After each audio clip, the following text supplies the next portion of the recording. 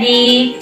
Perkenalkan, nama lengkap saya Laurencia Kesia Viola Sedia. Topik yang kita bahas pada hari ini adalah tentang sumber daya alam beserta contohnya. Tahukah adik-adik pengertian dari sumber daya alam? Oke, sumber daya alam adalah kekayaan yang terkandung di dalam alam dan dimanfaatkan untuk kebutuhan makhluk hidup. Oke, sumber daya alam terbagi menjadi dua, yaitu satu, sumber daya alam yang dapat diperbarui, dan yang kedua adalah sumber daya alam yang tidak dapat diperbarui. Sumber daya alam yang dapat diperbarui.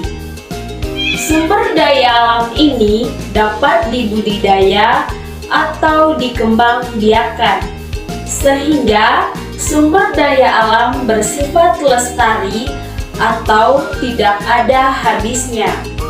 Termasuk sumber daya alam yang dapat diperbarui adalah hewan, tumbuhan, air, udara, dan matahari.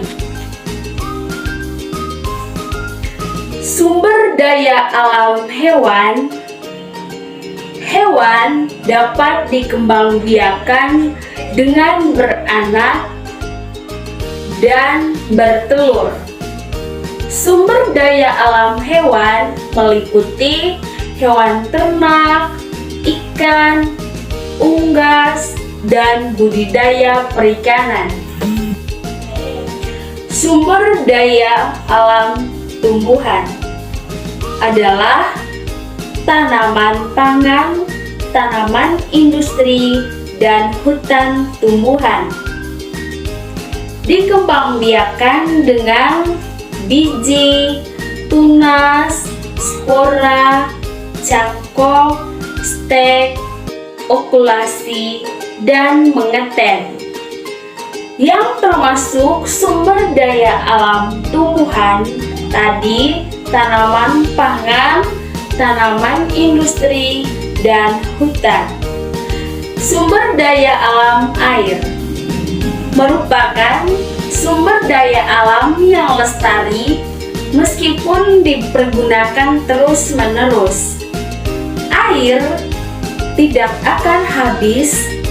Air mengalami perputaran, yaitu dari muka bumi mengalami penguapan.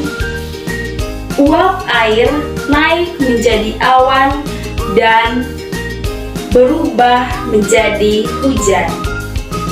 Sumber daya alam tanah. Tanah sebagai sumber daya alam yang lestari mengalami proses pembentukan secara alami. Proses pembentukan tanah dari lapisan atas sampai lapisan bawah. Pembentukan tanah yaitu material gunung berapi, humus, dan pelapukan tanah atau batu. Sumber daya alam udara merupakan sumber daya alam lestari.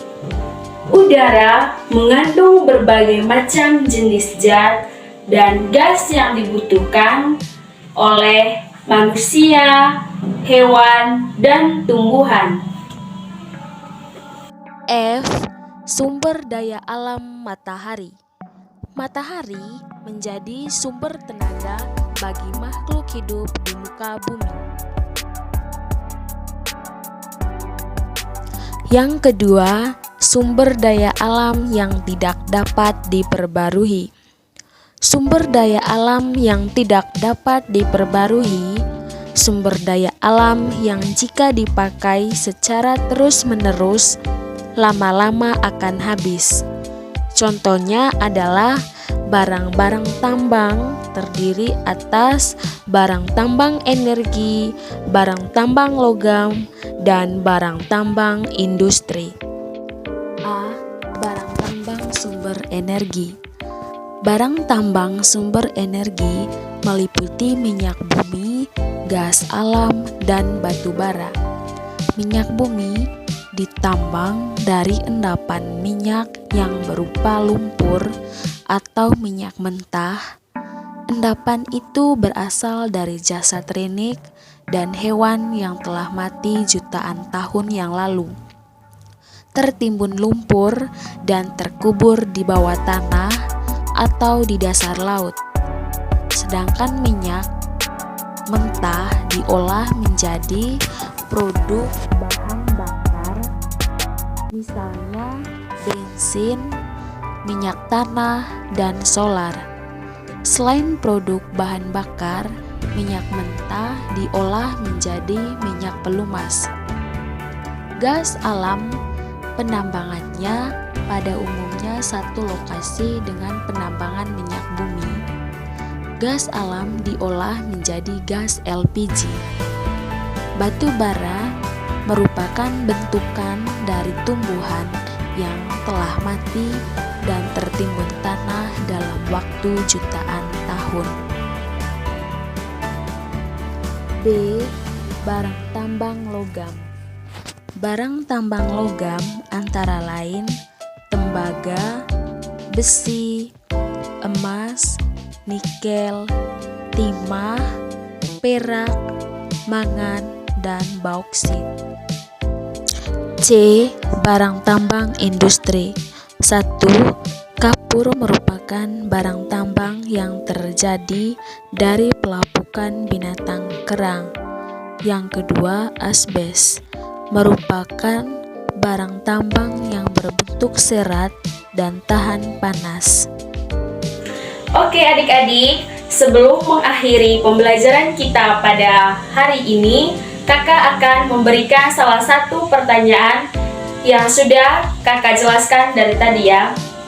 Pertanyaannya, coba adik-adik sebutkan apa saja sumber daya alam yang dapat diperbarui. Oke, jawaban adik-adik sangat benar. Sumber daya alam yang dapat diperbarui yaitu sumber daya alam hewan, tumbuhan, air, tanah, dan udara. Oke adik-adik, pembelajaran kita sampai di sini saja. Semoga apa yang kakak jelaskan dapat kalian membedakan antara sumber daya alam yang dapat diperbarui dan sumber daya alam yang tidak dapat diperbarui. Terima kasih.